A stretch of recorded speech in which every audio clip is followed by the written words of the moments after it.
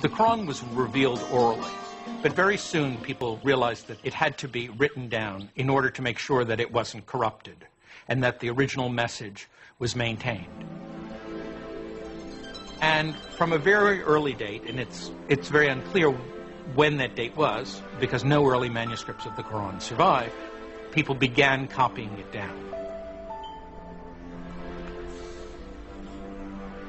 The Quran is a revelation of spiritual teaching, of both ethical and social guidance. It was revealed and remains in Arabic. What's so extraordinary about the Quran is its naturalness, so that it can say the most powerful cosmic things with a sense of intimacy, so that power and tenderness come together constantly in the Quranic language. With words alone, the Quran delivers its vision to the faithful. Its imagery conjures a picture of the afterlife that resonates with all the power of traditional Bedouin poetry. Imagine yourself in the desert, surrounded by dust, by the glare of the sun. You wear cloaks to cover your body because the wind will just sear your skin right off your face. And you walk into an oasis. The temperature drops dramatically. There's a quiet there. The wind is no longer howling. Everywhere you look, you see green and color. The world of water and paradise are symbolically tied to one another. And the Quran can conjure that up with just a few briefly chosen words.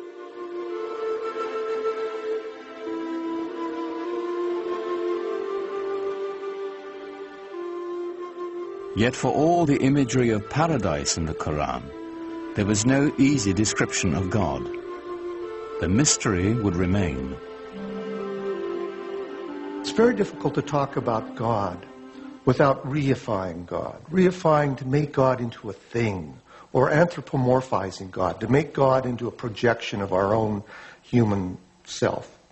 And that's why Muslims don't like sculpture, for example, traditionally, because they believe that there's that danger. And the Quran avoids that by constantly shifting the pronouns, so we can't really reify God and get an image, a physical image of God. Rather than a physical image of God or of Muhammad, it is the beauty of the Quran itself that is celebrated in Islam. Islam developed in this context where pictures were not favored. The Quran, as it was revealed, was God's representation on earth, and Muslims felt from a very early time that the only just representation of God's word, was the Quran itself, not any picture of God, certainly not, because you couldn't represent God, and certainly not a picture of Muhammad, because he wasn't divine.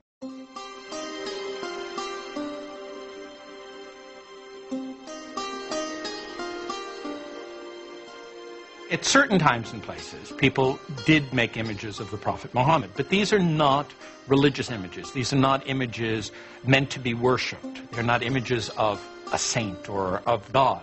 They are images of Muhammad as a historical figure.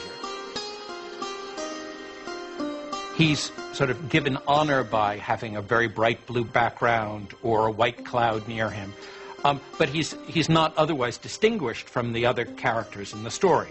At other times, people did represent the Prophet, but he was always represented with a white cloth over his face to hide his face, so that there were different approaches to doing this.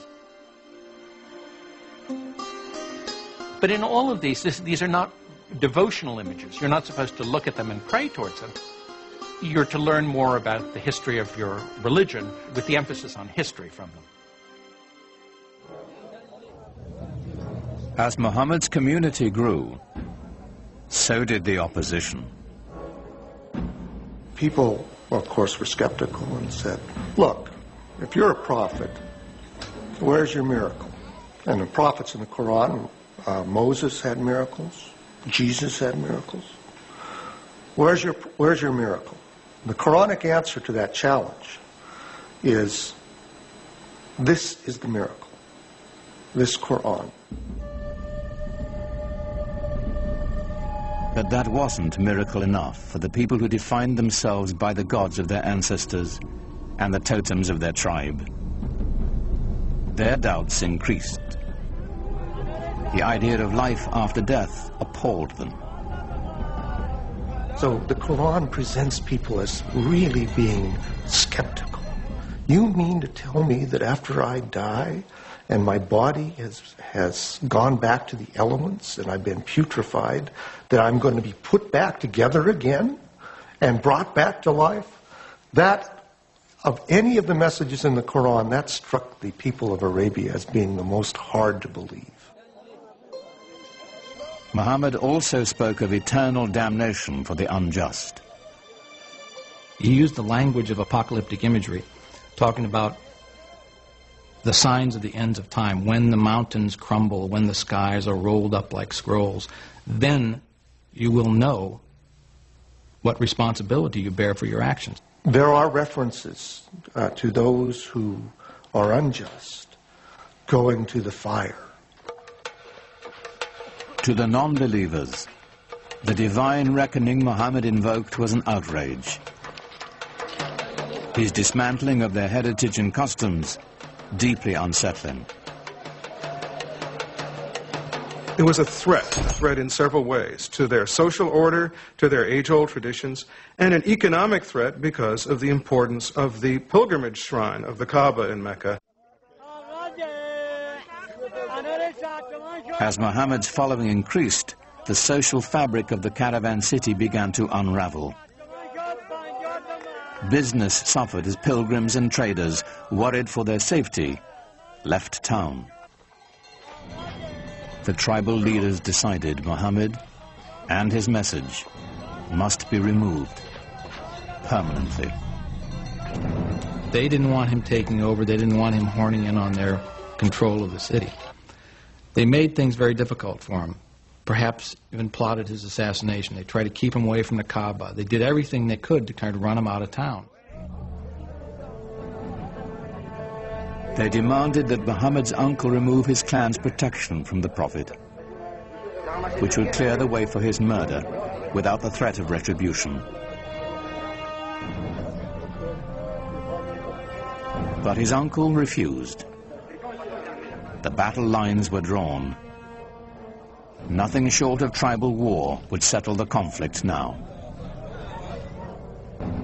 Muhammad is clearly asked to do extraordinary things, to tell the Bedouin to give up many of their notions of multiple gods, to give up their attachment to their ancestors and their tribal warfare in the way they had, things that could and did make him the object of scorn, persecution, and an attack.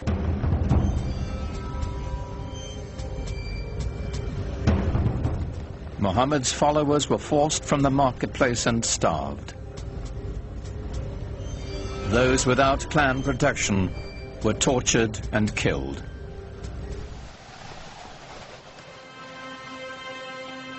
In 619 AD, Muhammad's wife, Khadija, died, and his uncle as well. Gone were his first great love and his only protector. Here at last was the opportunity his enemies had been waiting for. But in the lush oasis town of Yathrib, north of Mecca, a refuge opened to Muhammad and his people. Clan rivalries had become deadly in the town, and they desperately needed a peacemaker. They had heard that Muhammad was a very trustworthy man. They heard that he had great arbitration skills, and they thought, let's see if we can't get him up here and help us out. So they invited him.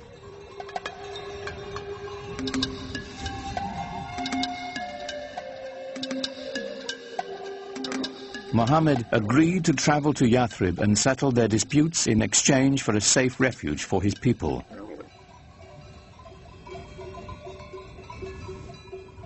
For Muhammad's followers, Leaving the place of their ancestors, their families and tribes was the ultimate test of devotion.